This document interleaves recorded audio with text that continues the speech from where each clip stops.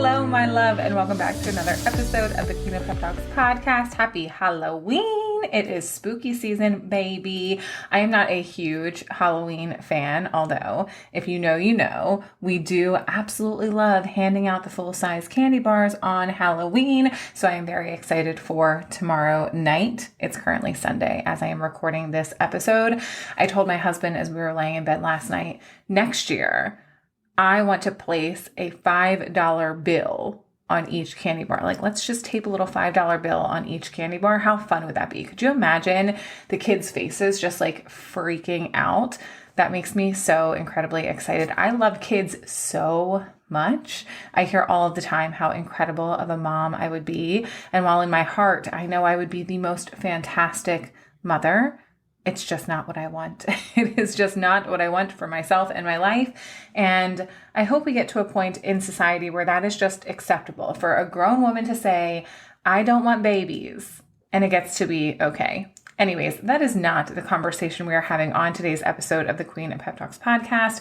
We are having a different conversation, one where I am going to pour my heart and soul out to you, and I am going to talk about how I have self-sabotaged this year in my business. Woof, woof, woof, woof. This is going to be probably a tough episode for me to record, to be this open and this honest with you guys. But, you know, something that I've learned in the last several years of being present in the online space and being someone who shares so much of themselves in the content that they create, it's really important for me to do these things for you because there's so much that you're probably going to take away from this episode.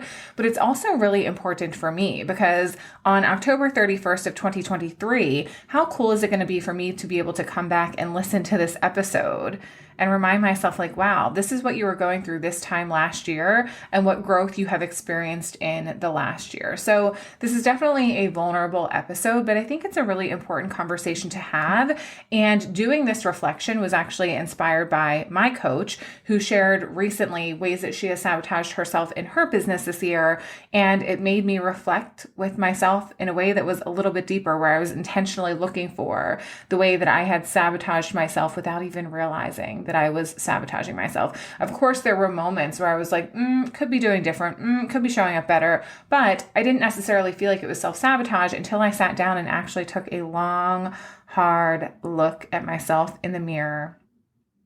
And I talked about it a little bit on Instagram, and I had so many of my clients, current and previous, reach out to me and say, thank you so much for saying this, because number one, it humanizes me. It makes me more normal for people who are wanting to create the level of success that I have created, but also it encourages them to take a long, hard look at themselves and see how they have potentially sabotaged themselves in their business in this year. And the conversation that I had when I was talking to my coach about this earlier this past week was like, it's frustrating when you have an idea of how you want things to go, and then you don't realize how you're standing in your own way. Like, I had this vision of how 2022 was going to go, and to be having this conversation with myself at the end of October, I'm like, I literally said, like, bitch, it's October. Like, you're a little bit late to be having this conversation, because that's where our minds want to go. And then our heads want to go to like, well, it's the end of October. Like, fuck it. Why worry about this now? Why even deal with this now? Let's just talk about it in January and we'll just live the rest of the year this way.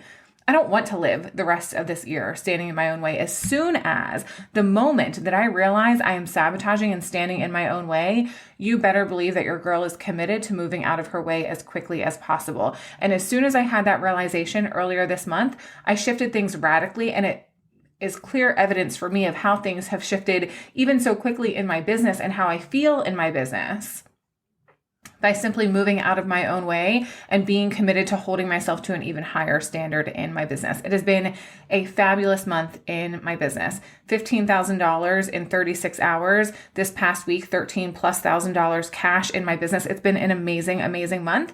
And I credit that to moving out of my own way, to recognizing how I was holding myself back from creating the success that I want. That is what self-sabotage is.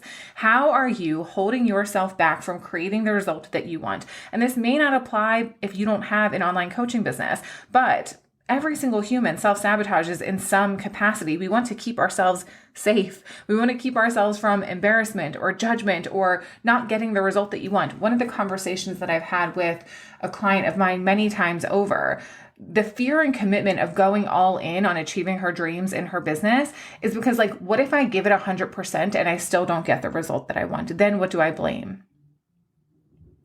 What do I blame if I give 100% and I don't get the result that I want? It's scary.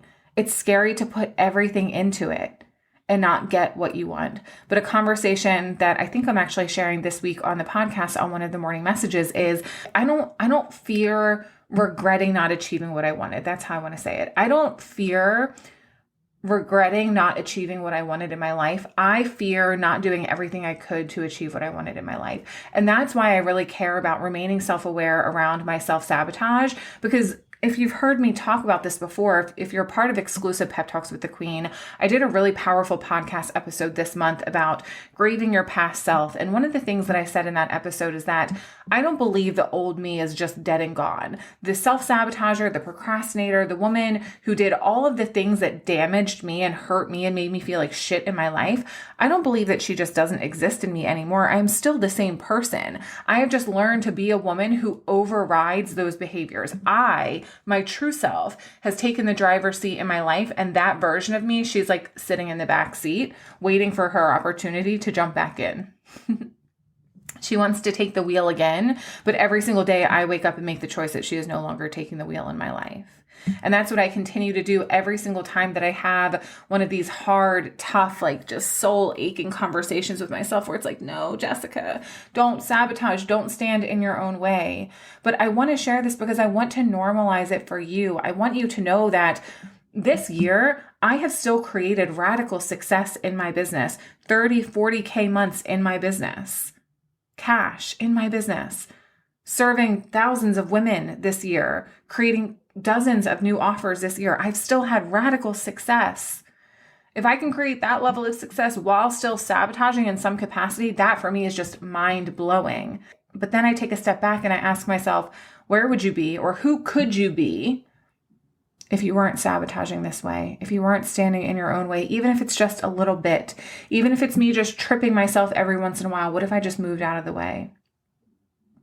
What if I decided I don't want to stand in my own way at all anymore, not even in these ways that feel so tiny and feel so silly, but who knows the impact that they could make in my life and my business if I just decided that I don't want these self-sabotaging behaviors to exist at all. So let's talk about a few of the ways that I have sabotaged myself this year in my business. And I know that, especially if you're a coach in the online space, I hope that you will take a long, hard look at yourself in these areas and maybe other areas where you're like, oh, I think I'm sabotaging myself.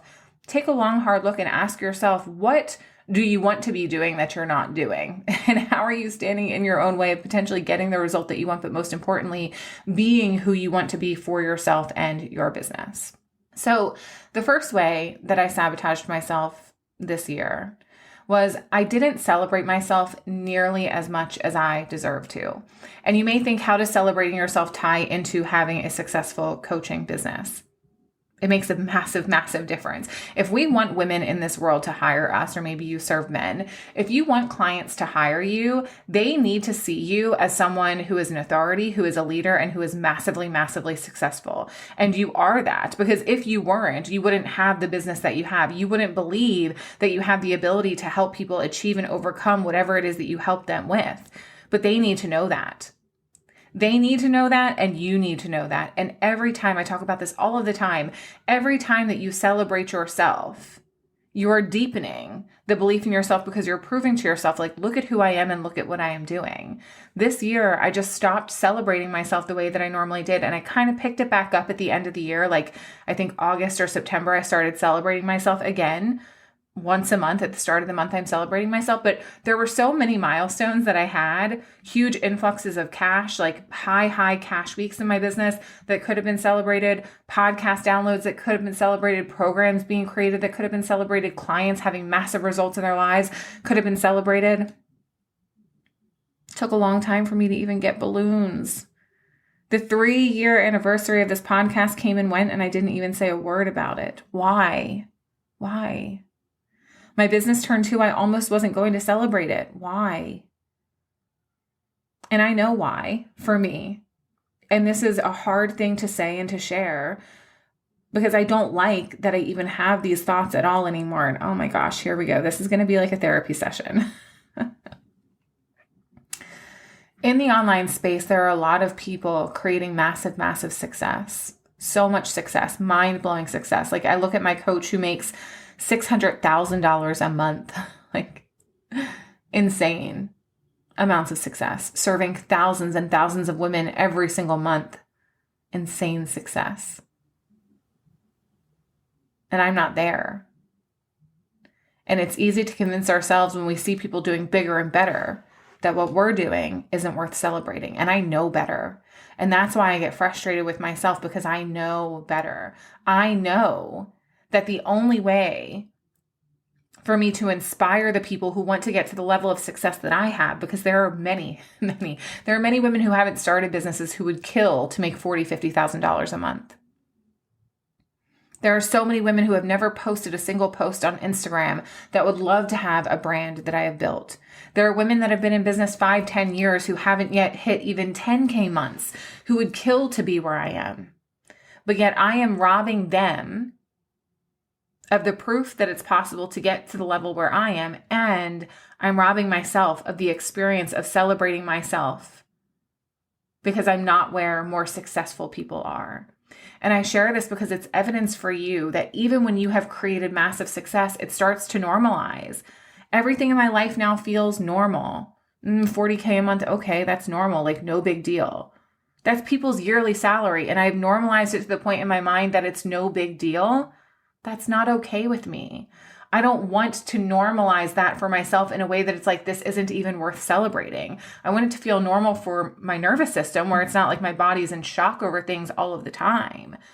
But I don't want that to take away and rob me from the experience of celebrating myself the way that I deserve to.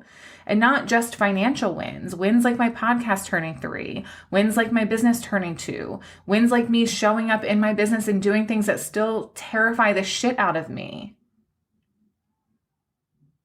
I deserve to celebrate myself, and I am committed to no longer allowing moments, no matter how big or small they feel, moments that I know deserve to be celebrated. I'm done allowing those moments to pass me by. I'm celebrating them for myself first and foremost, but I am also celebrating them more publicly so that women who are in my world who aspire to get to this level of success see that it's possible for themselves. And even if women in my world don't want this level of success, they see that they are worthy and deserving of being celebrated. The second way that I sabotaged myself this year in my business is I stopped talking almost completely about money.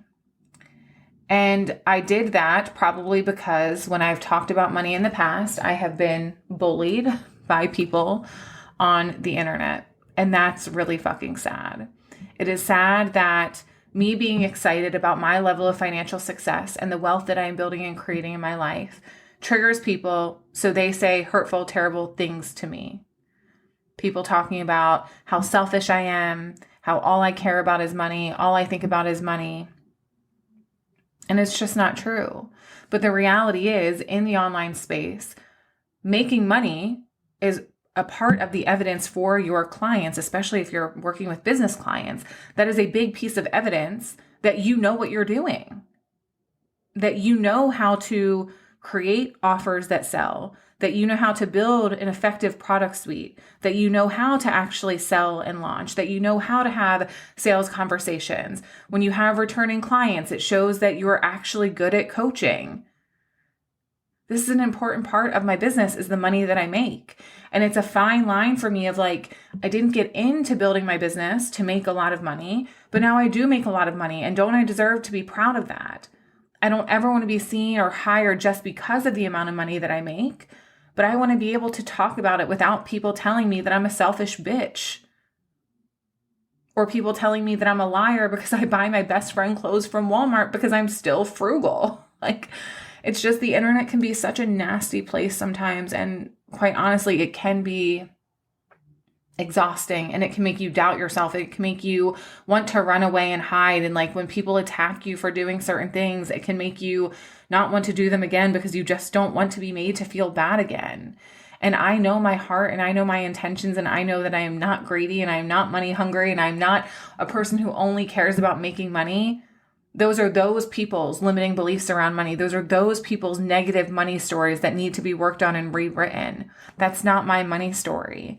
And it makes me sad and upset with myself that I allow other people's stories to impact the way that I show up in my life and my business. And having these reflections with myself made me realize it's unfair for me to allow other people and their opinions of me and the money that I make to hold me back from talking about the success of my business. So I will no longer be doing that. You'll be seeing a lot more money talk from me on the podcast, on social media, everywhere I'm creating content, because it is a part of my business and it is a part of my success and it is a part of my story. And it is a piece of evidence that I know how to build a massively successful business. The next way that I sabotaged myself is I did not invite people into my business the way that I wanted to. There were times where I definitely got into my head about putting out my offers and talking about my offers and selling my offers. And there were definitely times where I wanted to do things, but I convinced myself no one would want that, so I didn't do it. And I think that people tend to believe that these are beliefs that we only have like at the start of our business before we start creating success. But that's just not true.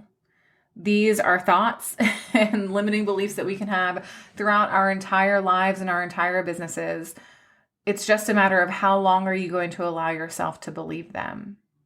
And I don't want to hold myself back from inviting people into my world at all in any capacity. But the biggest place that I saw this was with my business coaching. This year, I've really been trying to find my place as a business coach and where I really fit in, because I'm not like a lot of normal business coaches where I only want to teach you strategy. My approach with helping women build businesses is really a human-based approach where I'm making sure that you are the happiest and healthiest human behind your business. And I can teach you all of the strategies. Any strategy that a strictly business coach can teach you, I can teach you too. You need to know your niche, your ideal client, creating content, building a brand, creating offers, selling, launching. I can teach you all of it. I know how to do it all, but that is not my only approach. And I don't resonate with just talking about the strategy of a business. It doesn't feel in alignment and true for me. It's like I approach it in such a different way that it's finding, how do I talk about this in a way that really resonates with me? And how do I invite in the right people to be my clients in the business space? Because I want women who, yes, care about the strategy, but I also want women who aren't going to sabotage themselves nonstop, who are willing to lean into fear, who want to learn how to be a happy and healthy human behind their business, who still want to prioritize their families and their own well-being. That's the kind of business coach that I want to be, and that's the kind of business coach that I am. So this year I've been really trying to find my place in the space of like, who is it that I want in my world? And that lack of clarity stood in my way for a really long time. So when in the last month or so, when I had all of that clarity land in, I just felt so grateful and so thankful, because I feel like it allowed me to really start inviting people in the way that I want to, speaking to women in the business space the way that I want to, that yes, we can scale you to 10, 20, 30, 50K cash months in your business. But also you can feel really good along the way without becoming obsessed with this belief that you can only be happy when you get somewhere other than where you are right now, and where you're not constantly living in a state of comparison where you feel like you will never be good enough. That's not a healthy place for you to live. But I'm, again, evidence that you're not going to be perfect at this. You won't be. And I wish that I could say I am perfect. But I also am so grateful that I'm not, because it allows me to show you how massively successful you can be, multiple 6 figures a year in your business without being perfect, while still having periods where there's a lack of clarity and there's a bit of self-doubt and there's a bit of self-sabotage.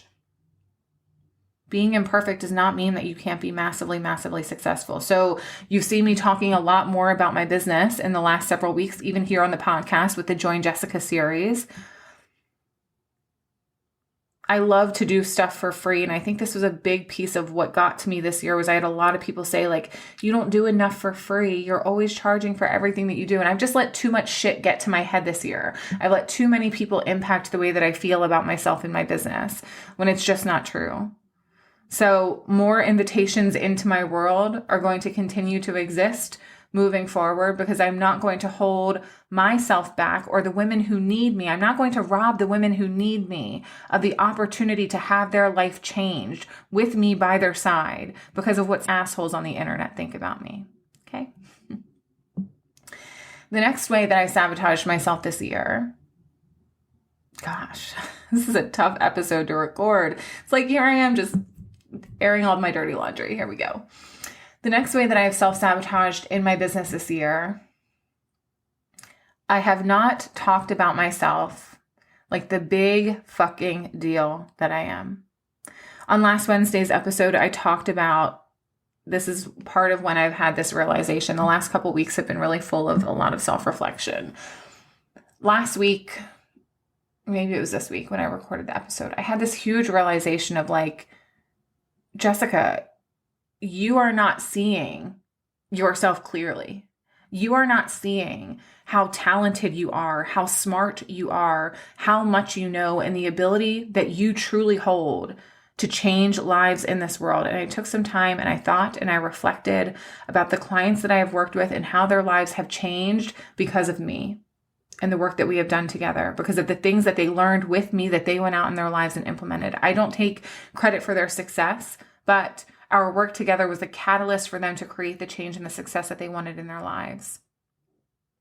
I also sat and I thought about everything that I do and hold every single day in my business. Content creator, sales, admin, backend, podcaster, influencer, motivational speaker, physical products, product designer. That's just in my business alone. Let's not forget about the other side of the human that I am that works so hard to have healthy habits and routines. Be consistent with those habits and routines. A woman who exercises to take care of her body most days of the week. A woman who doesn't binge eat or emotionally eat anymore. A woman who maintains a healthy marriage and a beautiful home. I have normalized this again for myself because it is normal. It's my normal. But with that being my normal, I have to stop making the assumption that it's everybody else's normal too, because it's not. And it didn't used to be my normal. And when I thought about who I am today versus who I was 5-10 years ago, it was like, wow, look at what you are doing. Look at who you are. Do people know how lucky they are to have the opportunity to learn from you, and not just learn from you in a passive way, but to know the behind the scenes of everything that's happening with you when they come into high level coaching with you? I share everything with my high level clients. You want to know what I'm going through behind the scenes in my business? I'll spill the beans. Want to know when I've had a hard day and how I get through it? I will spill the beans. Like literally get to be a part of my life with me. Access to so much information from the things that I have learned, the money that I have invested, the time that I have spent teaching myself how to be the woman that I am today. And I share that on an intimate, personal level with my clients. I believe that I am a special person. That doesn't mean that other people can't achieve what I've achieved, but I do believe that I'm special. Not special in a way that I'm better. Not special in a way that what I've done is unachievable, because it's not. But like, I believe I'm special. You deserve to believe that you are special. We are all fucking special this way. But a big part of success in your business is seeing yourself as the powerful, powerful leader that you are. I will never forget what my coach said to me. Jess, I wish you could see yourself the way that I see you, because you are more powerful than you can even start to believe. And this week, it just hit me like a ton of bricks of like, wow, I need to be talking about myself the way that I deserve to see myself. And I deserve to see myself that way. But how many times have we been told it's cocky, it's conceited, you shouldn't brag, you shouldn't talk about yourself that way? I'm done falling into that narrative. I am done convincing myself that I don't deserve to talk about myself in the highest regard, because I do. To be a client of mine is a blessing. To be in my life is a blessing. I'm so proud of who I am. And if that's triggering for you, it's probably because you want to see that within yourself and you're struggling to. And I get that. I understand that. But it's just evidence that you need to look in the mirror and work on the relationship that you have with yourself so that you can see yourself as as special and as big of a fucking deal as you actually are too. Okay? The final way that I have sabotaged myself that I'm going to share on today's podcast episode in my business this year is I started to tell myself, I got into this narrative of the best has already come and gone. My best days are behind me. And that's really fucking sad. That is really, really sad. And this wasn't a narrative that I've lived in for too long. This is a thought that kind of came and went, but I'm not happy that I had it at all. And I do believe that in some capacities, some of the other self-sabotaging behaviors that I've already shared, they were because of this thought and this limiting belief that I had of like, the best is already behind you. I don't want any of us, myself included, to believe that our best days are behind us, because those days are over and gone. The best days are the ones that we have yet to experience that are waiting ahead of us. And your past gets to be great. And if you look back on your life and you're like, yeah, the past was great, that's amazing. But your future gets to be even better. Why? Because you're still given the opportunity to create it. So I'm committed to creating the best in my future. And I will continue to live with that mindset for the coming months, for the coming years. And every time I move forward in my life, I am still going to hold on to the belief that the best is yet to come. You have not even stepped into or experienced the best days of your life yet. And it can sometimes be hard to believe that. But I am working on deepening that belief within myself. And I wanted to share that because I believe that you deserve to continue working on that belief and deepening that belief within yourself. The past, it's left us with a lot of memories, but we can't allow those incredible memories to cloud the beauty that's awaiting us ahead. Our best days are yet to come, but only if we are committed to being the women that we know we need to be to create the best days possible. And I am so committed to moving out of my own way and being a woman who, from this day forward, continues to create all of the success that I crave in my life, not just in what I achieve, but most importantly in who I am in creating it. And that's why I shared this, because looking in the mirror and telling yourself you've been sabotaging yourself and you've been standing in your own way, that doesn't feel good and it hurts.